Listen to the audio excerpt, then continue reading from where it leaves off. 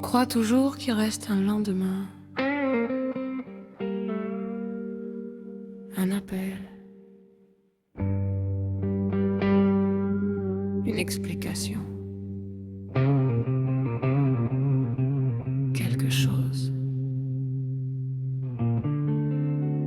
Puis le silence apprend à durer.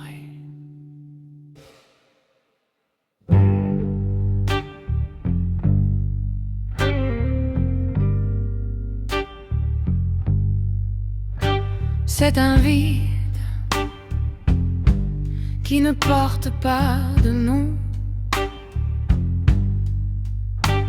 Une chaise qui attend sans jamais se plaindre. Des regards qui cherchent encore une silhouette, comme si le temps pouvait rendre ce qu'il a perdu.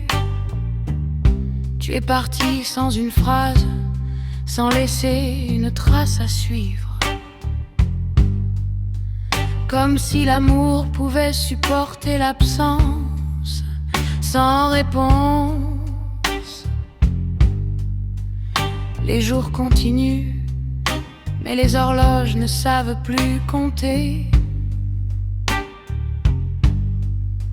Chaque matin ressemble au précédent, avec cette question qui refuse de vieillir.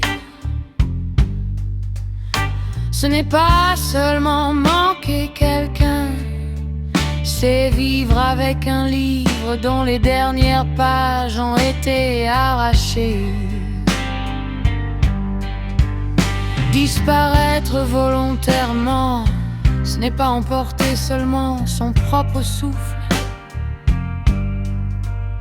c'est déposer un poids dans le cœur de ceux qui restent. Ils avancent, mais toujours avec cette porte qu'ils n'osent jamais refermer. Ils inventent des réponses, ils reconstruisent des scénarios. Ils espèrent encore un signe, même des années plus tard, parce qu'un adieu, même douloureux, fait moins mal qu'une absence sans fin.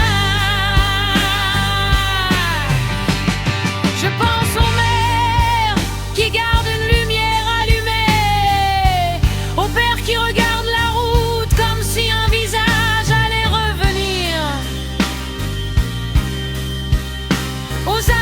qui relisent les derniers messages, cherchant un détail qu'ils auraient oublié.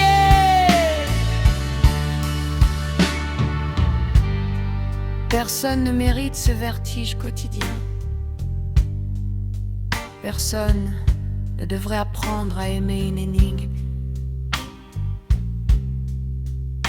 Et pourtant, la vie continue d'avancer, avec cette cicatrice que rien ne referme complètement.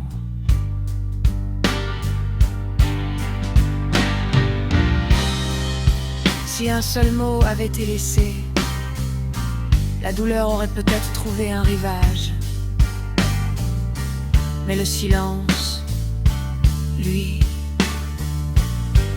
ne termine jamais son histoire.